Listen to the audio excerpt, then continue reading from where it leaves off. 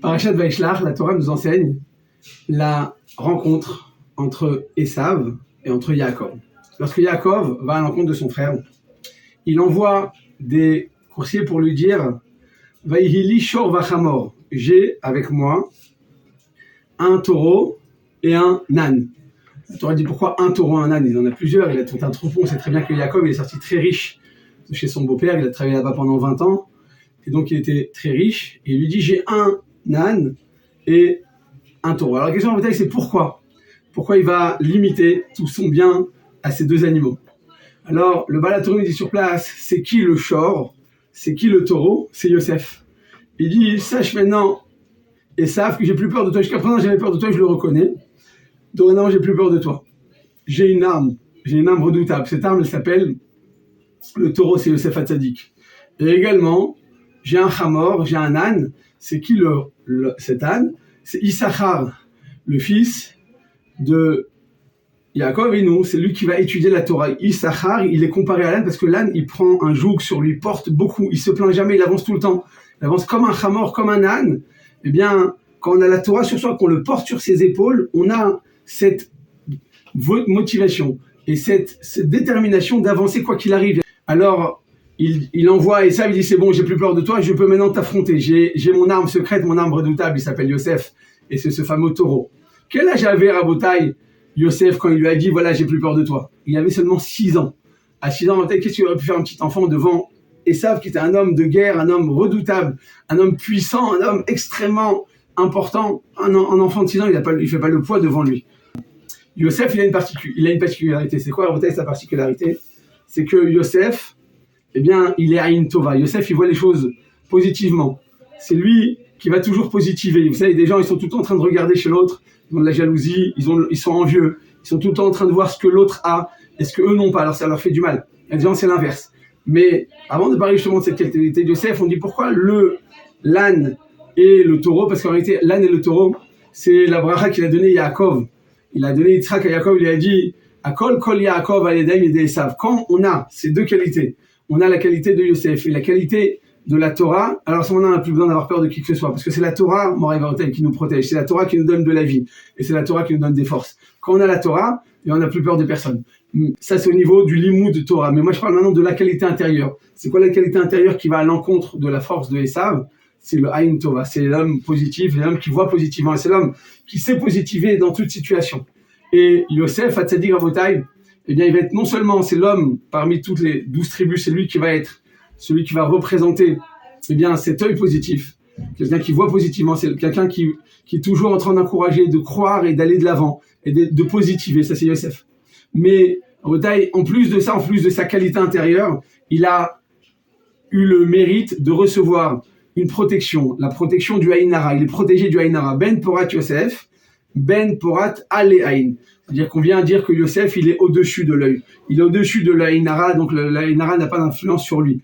Alors à Rabotai, d'où Yosef, il a eu tant de force? On dit en réalité, Yosef, il est protégé du Aïn Hara parce que tout simplement, comment on fait à Rabotai pour être protégé du Aïn Hara? Bien, en fait, comme Yosef. Yosef, Hatzadik, il faisait attention à ne pas regarder des choses qui sont interdites. Il était dans la maison de Potiphar.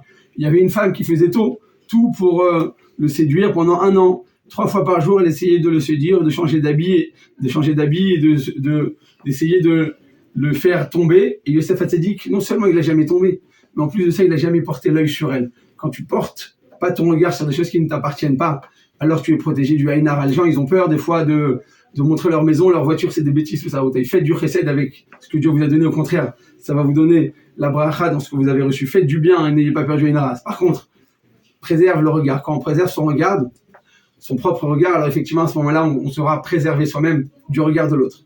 Deuxième raison, à Botaï, quand Yosef, il a été élu et qu'il est devenu vice-roi, il a écrit qu'il est passé dans les rues d'Alexandrie, dans les rues d'Égypte, à ce moment-là, devant le palais royal, et toutes les femmes voulaient le regarder. Elles voulaient qu'il porte son regard sur eux. Alors qu'est-ce qu'elles faisaient? Elles étaient derrière un paravent, comme ça, elles jetaient leur monture, elles jetaient leurs bijoux, elles jetaient énormément d'or et d'argent et de diamants, et elles le jetaient sur Yosef, et Yosef, en recevant sur lui, il aurait dû au moins porter le regard pour savoir qui lui a offert un si beau cadeau, en l'honneur du fait qu'il a été sacré roi. Et il n'a pas relevé le regard sur qui que ce soit. Il a laissé les yeux au sol et il n'a pas voulu regarder les femmes qui ont jeté ses propres bijoux sur lui. Et enfin, troisième raison, lorsque Esav, il a enfin rencontré tous les enfants de Yaakov, alors il y a écrit que chacun venait se prosterner devant Yaakov, donc la maman et les enfants, ils venaient comme ça de manière rituelle, jusqu'à que le dernier, ça a été qui? Ça a été Yosef, parce que Yosef c'est le plus yakar, c'est le plus cher de tous les enfants de Yaakov. Et voilà que il va, lorsque Esav va être face à lui, Yosef, il va s'interposer entre lui et sa mère. Il va pas laisser Esav Aracha regarder sa mère. Il n'a pas laissé les autres fauter par le regard. Donc, à nouveau, grâce à ce Shmirat Ha'ain, qu'il a fait attention aux yeux, il a été à nouveau préservé. La dernière explication qu'on vous donnait à Rabotai à cela, comment on peut être Aïn Tova. Aïn Tova, Rabotai, ça ne veut pas dire seulement donc ne pas regarder du mal, ça veut dire en réalité susciter le bien. Quand tu regardes positivement, tu vois le bien, tu crées le bien. L'homme, il a la possibilité de créer le bien par son regard. Comment il a fait ça, Yosef Hatzadik? Yosef Hatzadik, Rabotai, lorsque ses frères, ils l'ont jeté dans le puits, qu'ils ont voulu le tuer, et qu'après il est devenu vice-roi d'Égypte, il s'est pas vengé. Il leur a dit, ne vous faites rien, ne vous en faites pas. Vous croyez que vous avez fait du mal, mais en fait, j'ai eu que du bien, donc je vous en veux pas du tout. C'est grâce à vous, finalement, que je suis devenu le vice-roi. Si vous n'avez pas jeté dans ce puits, si vous n'avez pas détesté, bien, jamais j'aurais pu aboutir à ce si haut niveau. Donc, non seulement il n'aura pas voulu, mais en plus, il a été reconnaissant. On te fait du mal, et tu dis merci aux gens. Il y a des gens qui sont envieux, et toi, au lieu d'en vouloir à toute la terre, eh bien, tu dis, ce qui m'arrive, ça vient d'Hachem, donc j'en veux à personne. Je veux le bien des autres. Quand tu veux le bien des autres, alors que pas tout le monde n'a nécessairement la même réaction à ton égard, eh bien, tu suscites le bien, tu crées le bien.